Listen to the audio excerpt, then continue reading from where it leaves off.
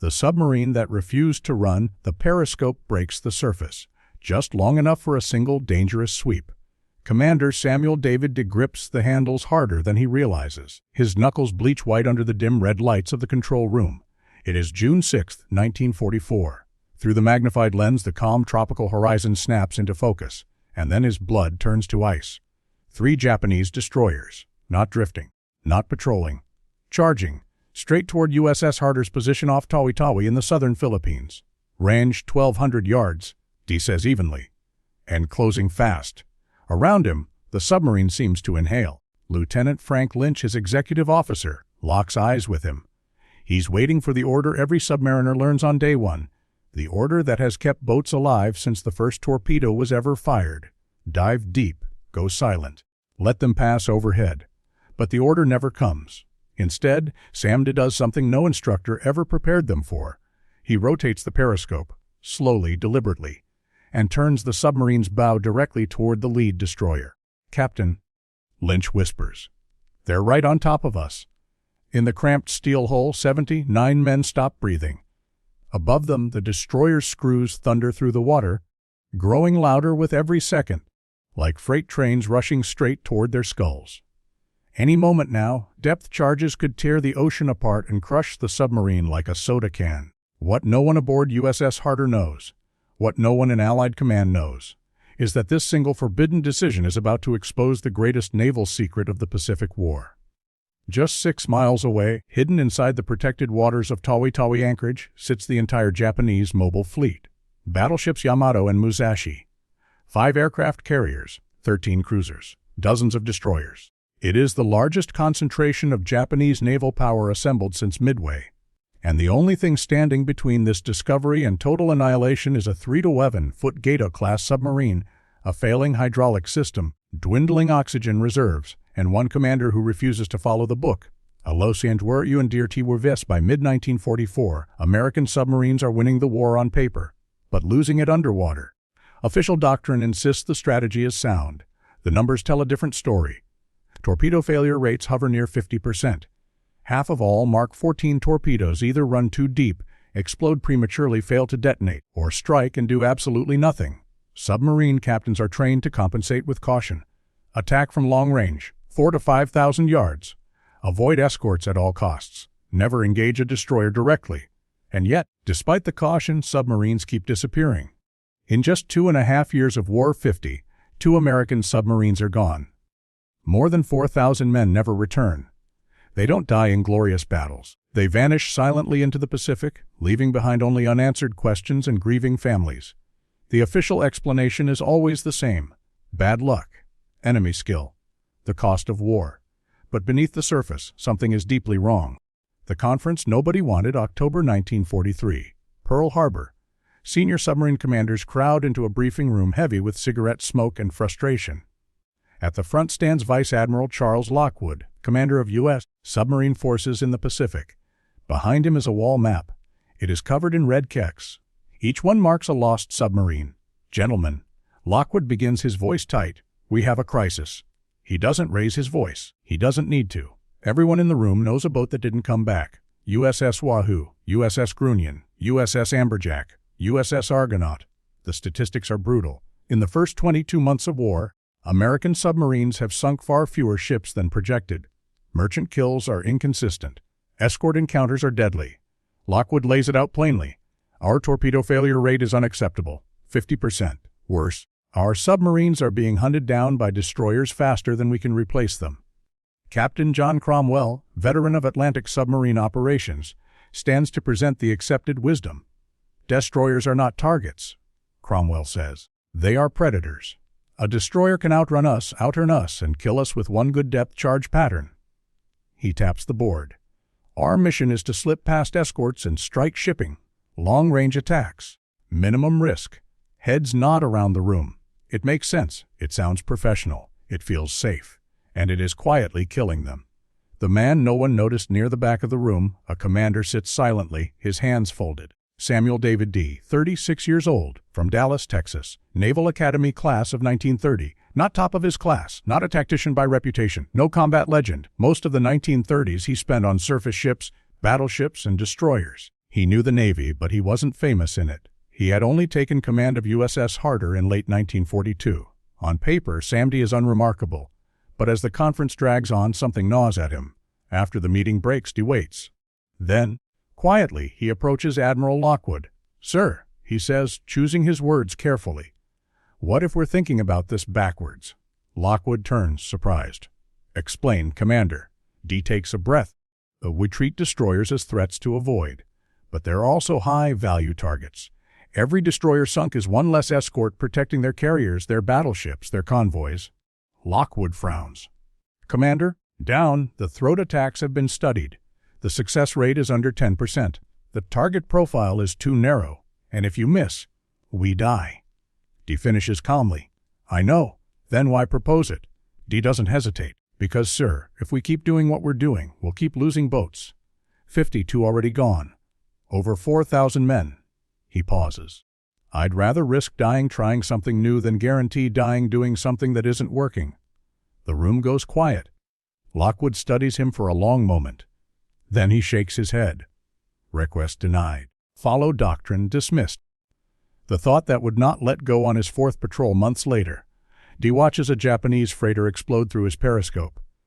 He sees lifeboats lowered, men in the water. Then he sees the destroyer escorts abandon the survivors, turning instead toward him. For 6 hours, depth charges hammer USS Harter. 104 explosions. When it's over, D surfaces to oil slicks and floating debris. No survivors. That night in his journal, he writes, "The destroyers are the real enemy. They kill our boats. If we could eliminate the destroyers, we could devastate their supply lines, but we are trained to run from them." He remembers his time aboard destroyers in the 1930s. He remembers how their captains think, and he realizes their greatest weakness. They expect submarines to run toward Tawi Tawi on June 5, 1944. USS Harter leaves Fremantle, Australia. Her mission sounds simple. Patrol the approaches to Tawi Tawi. Observe. Report. Avoid combat. But Sam D is no longer the same commander who attended that conference. In his cabin is a notebook. It's filled with diagrams, ranges, spread patterns. He has calculated the impossible. The moment everything changed, June 6th, dawn. The periscope rises. Destroyers, 3 of them, and beyond them, something far worse. Battleships, carriers, an entire fleet. "My God," Lynch whispers. "The whole damn Navy. The destroyers have already seen the periscope. They are accelerating." Standard doctrine screams dive. Sam D remembers 52 lost boats. "Battle stations," he says quietly. "I'm going to kill one of these destroyers. Shintiangichi Antiars, the Japanese destroyers are closing fast." Through the periscope, Commander Samuel D watches white spray explode off their bows as they accelerate. 30 knots. Maybe more. They have seen him. There is no doubt about that now. Standard doctrine screams one word, dive. Frank Lynch's hand hovers near the alarm. "Captain," he says carefully, "we still have time to go deep." D doesn't answer immediately. Instead, he lowers the periscope and turns to face his crew. Men he has trained with. Men he knows by name. Men who trust him with their lives. "If we dive now," D says quietly, "they'll mark our position, box us in, and depth charge us until something breaks. That's how we lose submarines." No one argues. They've all heard the stories. They've all felt the concussions. He raises the periscope again. The lead destroyer is dead ahead. Range 1, 200 yards. Closing. The forbidden geometry in the forward torpedo room. 3 Mark 14 torpedoes sit loaded in their tubes. Each weighs over a ton. Each carries 6 to 80 pounds of Torpex explosive. Each costs more than most American homes. Each has a coin flip chance of failure. D ignores the periscope and closes his eyes. He doesn't need to see the destroyer. He sees the math. The torpedo spread diverges at exactly 2 degrees. At long range, that spread is useless. At close range, dangerously close, it becomes lethal. At 1,000 yards, the spread is just wide enough to cover a destroyer charging head-on. It's insanity, it's suicide, and it's the only thing that might work.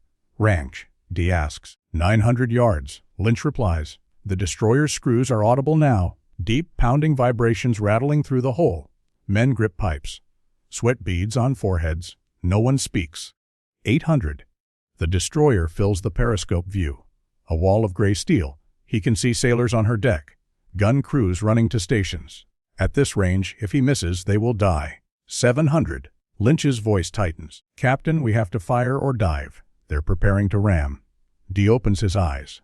The bow wave is massive now, water exploding outward as the destroyer charges straight at them. 600 yards. D's voice is calm. Fire tube 1. The torpedo blasts from the tube. Fire tube 2. Compressed air roars. Fire tube 3. The submarine shutters. Emergency dive. 400 feet. Rigged for depth charge. USS Harter pitches downward sharply. Men stumble. The depth gauge spins. 50 feet. 100. 150. Above them, the destroyer rushes forward, directly into the torpedo's path. 17 seconds. That's how long it takes a Mark 14 torpedo traveling at 46 knots to reach its target from this range. D doesn't count. He doesn't need to. The explosion hits like the end of the world. The entire submarine convulses as if punched by a giant. Light bulbs shatter. Cork insulation rains from the ceiling. Men are thrown into bulkheads. Someone screams, but D is already shouting, "Blow that! Keep diving!" Silent running, because sinking the destroyer is only half the battle. Now they have to survive what comes next. The first kill above them, the Japanese destroyer Minatsuki never knows what hit her. One torpedo slams into her forward section. The second detonates milliseconds later. The bow simply disappears. Steel peels open. Compartments flood instantly. The destroyer slews violently to starboard, her stern still churning uselessly as water pours in. Within minutes, Minatsuki is gone, but her sister ships are already racing toward USS Harter's last known position. Depth charge hell. The first depth charge detonates 200 feet above them. The shockwave slams into Harter's hull like a sledgehammer. Then another, and another. 6 explosions in rapid succession. The lights flicker, then die. The control room plunges into darkness lit only by dim red battle lanterns. Men cling to pipes. Valves scream. The hull groans. "Damage report," D shouts. Hydraulics compromised. Lost pressure on stern planes. Oxygen down to 60%. They are trapped. 2 destroyers above them. Failing systems. Limited air. Frank Lynch stares at the depth gauge. "That attack," he whispers. "What we just did, the Navy would court-martial you for that." D wipes sweat from his face. His hands are shaking now, not from fear, but from the adrenaline crash. "You know what else should be illegal," he says quietly. "Sending men out to die with broken torpedoes and outdated doctrine." Another explosion slams the hull. "We just proved this works," D continues. "Now we survive long enough to prove it again." The submarine that whirled not dive for hours. The depth charges continue. Harter sinks deeper, 300 feet, 350, 400. Cork insulation disintegrates into white snow. Pipes burst. The temperature climbs past 110 degrees Fahrenheit. Men breathe shallowly to conserve oxygen. Then silence. The screws fade. When Harter finally surfaces 4 hours later, the crew is exhausted, shaking, barely functional. But they are alive. And floating on the surface, miles away, is oil, Japanese oil.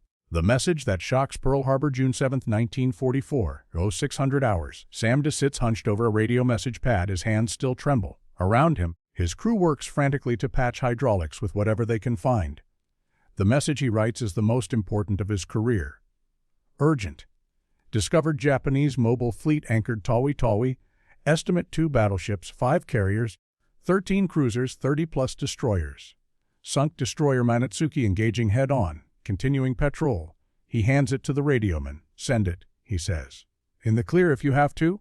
Pearl Harbor needs this now." The reply comes 90 minutes later. Not from Admiral Lockwood, from Captain John Cromwell. "Harter, return to base immediately. Do not engage enemy destroyers. Primary mission is intelligence. Confirm receipt." Frank Lynch reads it twice. "That's pretty clear." D crumples the paper. "If we leave now," he says. The fleet disappears. Saipan invasion starts in 8 days. Nimitz needs to know where they're going. "Sam," Lynch says quietly. "That's a direct order. I'll face the court-martial later." D turns back to the periscope.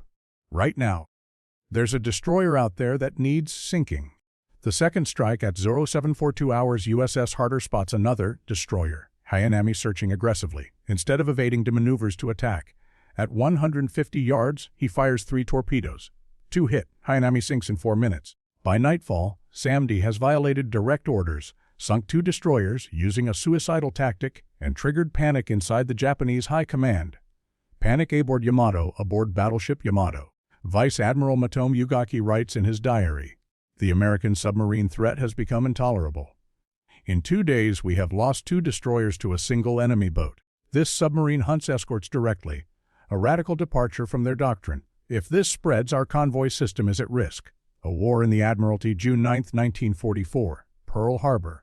Admiral Lockwood's office erupts in shouting. Cromwell slams his fist on the desk. "He's ignoring orders. He's going to get his entire crew killed." Lockwood holds up patrol reports. "In 2 days," he says calmly. Commander D has sunk more destroyers than our entire submarine force did in the last 2 months. "It's luck," Cromwell snaps. Down. The throat attacks have a 10% success rate. Captain Richard Voge stands. The question isn't whether it's risky, it's whether it works. Lockwood raises a hand.